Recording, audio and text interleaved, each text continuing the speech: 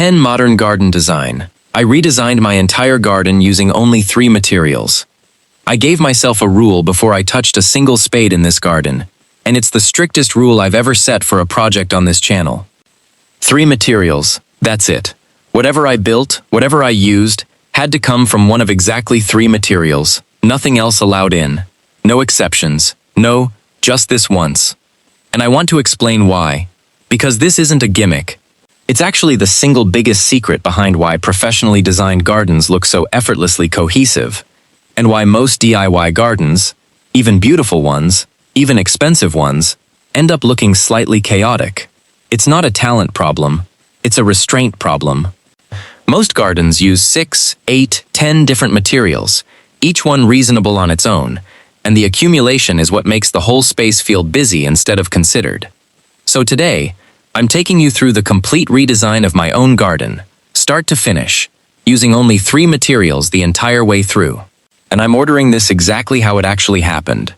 The real sequence, the real decisions, including the parts where I nearly broke my own rule. Before we get into it, comment below and guess. Just from the title, what 3 materials do you think I chose? I'll confirm them properly in a minute, but I want to see how close you get. If you're new here, welcome to No Fail Garden. This is one of the most personal builds we've ever filmed. Subscribe, because by the end of this, I think you'll want to try this exact restraint rule in your own garden. Here's what I chose, and here's exactly how I used it. The 3 materials: pale honed limestone, matte black steel, and warm oiled oak. That's the entire palette. Every hard surface, every structural element, every finishing detail in this entire garden redesign comes from one of those 3. And the reason this particular combination works is worth explaining before we get into the actual builds. Limestone gives the garden its light, pale, warm-toned, and reflective enough to bounce daylight back up into the space, rather than absorbing it.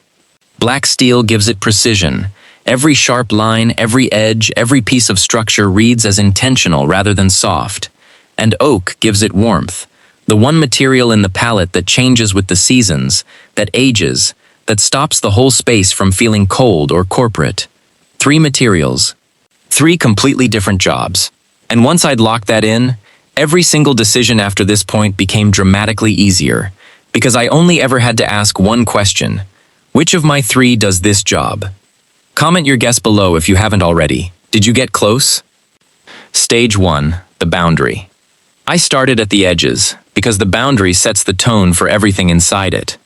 Along the garden's perimeter, I built a low retaining line using raw honed limestone blocks, dry stacked without visible mortar joints, finished at seat height along one stretch so it doubles as informal seating. Where the boundary needed height for privacy, I switched to slim vertical black steel bar screening, spaced precisely, letting light and air through without ever fully closing the space off. The transition between limestone and steel happens at a single clean junction point. No blending, no softening. That deliberate hard edge between materials is actually part of the discipline. Each material gets its own clearly defined territory. Tell me, does a hard, deliberate material change like that feel too stark to you, or genuinely architectural? I want your honest reaction. Stage 2, the ground plane. Next came the floor of the whole garden, and this is where the 3 material rule got genuinely tested for the first time. Large format honed limestone slabs, laid in a simple linear pattern with tight, precise joints, form the primary paved areas, the patio, the main pathway. Where the ground plane needed to soften near planting, I didn't reach for gravel or bark, the obvious choices. I used oak decking boards instead, laid flush with the limestone at a single clean transition strip, again in matte black steel to bridge the 2 materials without a visible gap or trim detail. This is the moment I almost broke my own rule. Gravel would have been faster and cheaper. But sticking to the 3 materials here is exactly what makes the ground plane feel like one continuous, considered surface, instead of a patchwork of different textures stitched together. Comment ground if you've ever used too many paving materials in one space without realizing it until it was finished. Stage 3, the steps. The garden has a gentle level change toward the back, and this is where the 3 materials had to work together in the same structure for the first time, rather than taking turns. Each step is built from a solid limestone tread, supported on a slim black steel riser plate rather than a solid stone or block riser, meaning each step appears to float slightly, throwing a thin shadow line beneath every tread. A continuous oak handrail, mounted on simple black steel brackets, runs alongside. Seeing all three materials working together in one structure for the first time, rather than in separate zones, was the moment this whole project actually started to feel like a cohesive design language, rather than three good ideas sitting next to each other. Would you have gone for a solid stone riser, or do you like the floating steel riser detail? Tell me your preference. Stage 4. The seating structure. For the main seating area, I built a simple L-shaped bench using exactly the same three-material logic as everything before it. A black steel frame forms the structural skeleton: legs, back supports, armrests, powder-coated mat to match every other steel element in the garden. Oak slats form the seat and back, oiled to a warm, slightly weathered tone. And a low limestone plinth beneath the bench raises it fractionally off the paving, tying it visually to the ground plane material. Sitting on it for the first time, what struck me wasn't the comfort. It was how unmistakably it belonged in this specific garden, in a way that a bought piece of furniture, however nice, never quite manages. It couldn't have come from anywhere else. Comment bench if built-in seating has been on your garden list for a while. Stage 5. The planting framework. Planting was never going to be one of the three materials, but how the planting beds are. Contained. Absolutely had to follow the same rule. Every raised bed in the garden uses the identical black steel edging detail, the same gauge, the same finish, the same height throughout. No timber sleepers in one corner and steel in another. That single repeated detail, used without variation everywhere planting meets hard landscaping, is honestly one of the simplest tricks in this entire redesign, and one of the most effective. Within the beds, I let the planting itself provide all the color and texture variation the hard materials deliberately don't. Structured evergreens, seasonal perennials, and grasses, all free to be as varied and lush as they want, precisely because everything containing them is so disciplined. Tell me, does repeating one edging detail everywhere sound boring to you, or does it sound like exactly the kind of consistency your garden is currently missing? Stage 6. The water moment. Every garden redesign on this channel eventually needs a water feature, and this one very nearly broke the rule entirely, until I found a way to build it from exactly the three materials already established. A simple rectangular limestone basin, shallow and wide, sits at one end of the garden. A slim black steel spout, mounted flush against a low wall, feeds it with a continuous thin stream, and a single oak bench positioned directly beside it gives you somewhere to actually sit and listen to it. No pump feature bought off a shelf, no mismatched tile lining. Every element of this water feature is drawn from the same three materials as the boundary wall, the steps, and the bench 30 meters away, which is exactly why it feels like it belongs, rather than feeling like an addition.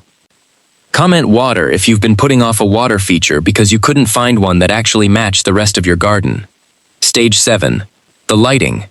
Lighting could have been the moment this whole discipline collapsed.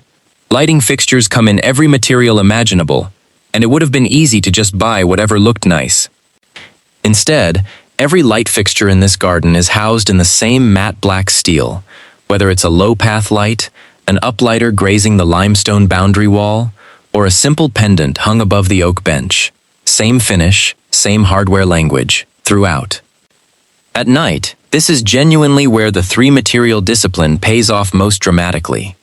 Because every fixture matches, the light itself becomes the variable. Warm pools along the path, dramatic uplighting on the stone, a soft pendant glow over seating, while the fixtures themselves stay completely consistent and quietly disappear into the background. Would you have stuck to one fixture finish throughout, or mixed it up? Tell me honestly. Stage 8. The full reveal. And here it is, the completed garden, all 7 previous stages working together as a single, considered space. Standing back and looking at the whole thing at once is when this project actually proved its own thesis. Every boundary, every surface, every piece of built furniture, every light fixture, pale limestone, matte black steel, warm oak, repeating again and again throughout the entire garden. Nothing in this space fights for attention. Nothing feels like an afterthought. And that, more than any single build within it, is what actually reads as expensive or professionally designed to anyone walking into it for the first time. Not the materials themselves. Plenty of gardens use stone, steel, and timber. It's the discipline of using only those three, everywhere, without exception. Is this the most cohesive garden we've ever built on this channel? I genuinely think it might be. Tell me if you agree. Closing. 1 garden, 3 materials, 8 stages, all built from the same disciplined palette, start to finish. Here's the sequence one final time. 1. The boundary. 2. The ground plane. 3. The steps. 4. The seating structure. 5. The planting framework. 6. The water moment. 7. The lighting. 8. The full reveal. Go back to your comment from the very start of this video. Did you guess limestone, steel, and oak? Tell me how close you got. And tell me honestly, could you actually stick to a 3-material rule in your own garden? Or is that harder than it sounds? I want to hear your answer, because I think this is one of the most useful design principles we've ever covered on this channel, and I genuinely want to know if it's landing. I read every single comment, and I reply to as many as I possibly can. If this video changed the way you think about material choices in your own garden, hit that like button. It's the fastest way to help this reach someone whose garden currently has one material too many. And if you're not subscribed to No Fail Garden yet, this channel exists to prove that the difference between nice garden and professionally designed garden usually isn't talent or budget. It's discipline. Subscribe. Turn on notifications. Because sometimes the most powerful design decision isn't what you add. It's everything you refuse to. Until next time.